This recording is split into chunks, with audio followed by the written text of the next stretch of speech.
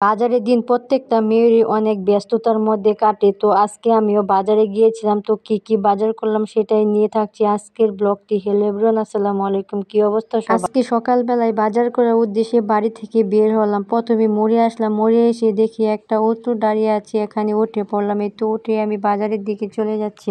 আমার বাসা থেকে বাজার কিন্তু বেশি একটা দূরে নয়, 20 টাকা ভাড়া হলেই কিন্তু বাজারে চলে যাওয়া যায়। এই তো আমি চলে আসলাম বাজারে। এখন অটো থেকে নেমে অটোওয়ালাকে অটোর ভাড়াটা দিয়ে চলে যাব প্রথমে বুথে। বুথ থেকে আমি টাকা তুলে নিব বাজার করার জন্য। বুথে ঢুকেই দেখি তেমন একটা ভিড় নেই, তাই খুব সহজেই তাড়াতাড়ি আমি টাকাটা তুলে নিলাম। এই তো এখান থেকে আমি টাকাটা তুলে নিয়ে চলে যাব সোজা বাজার। বাজারে ঢোকার আগে আমি একটু চলে গিয়েছিলাম মার্কেটে। এই তো দেখেন এখানে আমি বোরকা কেনার জন্য চলে আসলাম, কিন্তু আমার বোরকা পছন্দ হয়নি, তাই এখান থেকে আমি কোনো বোরকা নিই। তারপর সামনে পড়লো একটা মিরর, ভাবলাম এখানে একটু ভিডিও করে নিই। এই তো এখানে একটু ভিডিও করে আমি সরাসরি চলে গেলাম বাজার থেকে। আমি সবগুলো বাজার করলাম কিন্তু কোনো ক্লিপ নিতে পারি। সবকিছু বাজার করে আমি বাড়িতে চলে আসি। এখন আপনাদেরকে দেখাবো কি কি বাজার করলাম। এই তো এখানে আমি নিয়ে নিলাম 2 কেজি পরিমাণ মাছ, তারপর নিয়েছি 2 কেজি পরিমাণ জলপাই, নিয়েছি ডাঁটা, নিয়েছি টমেটো এবং আরো নিয়েছি এখানে 5 কেজি পরিমাণ আলু, তারপর নিয়েছিলাম একটা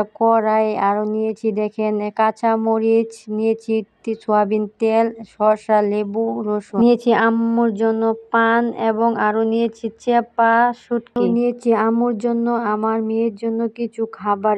এখন আমি আর আম্মু সবকিছু রেডি করে চলে আসলাম রান্না করতে। যেদিন বাজার করা হয় সেদিন কিন্তু প্রত্যেকটা মেয়েরই অনেক বেশি ব্যস্ততায় কাটে। সবকিছু গোছানো, তারপর রান্না বান্না করা কিন্তু অনেক বেশি ঝামেলা হয়ে যায়। যত ঝামেলাই হোক রান্না বান্না তো করতে হবে, তাই চলে আসলাম রান্না বান্না করতে। তো এখানে আমি পরিমাণ মতো সব ধরনের মশলাপাতি দিয়ে দিব মাছের তরকারি রান্না করব। প্রথমে আমি গরম তেলে পেঁয়াজ কুচি দিয়ে দিয়েছি, তারপর দিয়েছি মরিচ গুঁড়া, হলুদ গুঁড়া, ধনিয়া গুঁড়া, পেঁয়াজ বাটা আর রসুন বাটা। এগুলো দিয়ে আমি একটু তেলের সঙ্গে ভালো করে ভেজে নিয়ে অল্প পরিমাণ পানি দিয়ে কষিয়ে নিব। মশলাটা ভালো করে কষানোর জন্য আমি একটু ঢেকে নিয়েছি। তারপর আমি দেখি যে মশলাটা কষানো হয়ে গিয়েছে। এখন আমি কেটে রাখা সব ধরনের সবজি এবং মাছের মাথাগুলো দিয়ে দিব। আজকে অনেকগুলো মাছ এনেছি, আম্মু বলতেছে সবগুলো মাথা দিয়ে আজকে তরকারি রান্না করব। এখানে আমি সবজি হিসেবে দিয়েছি আলু এবং সিম, আমি কয়েকটা জলপাইও দিয়ে দিয়েছি। আমি তরকারিতে টমেটো দিব, কিন্তু টমেটোটা যেহেতু অনেক বেশি পাকা তাই প্রথমে দিলাম না, তাহলে কিন্তু গলে যাবে।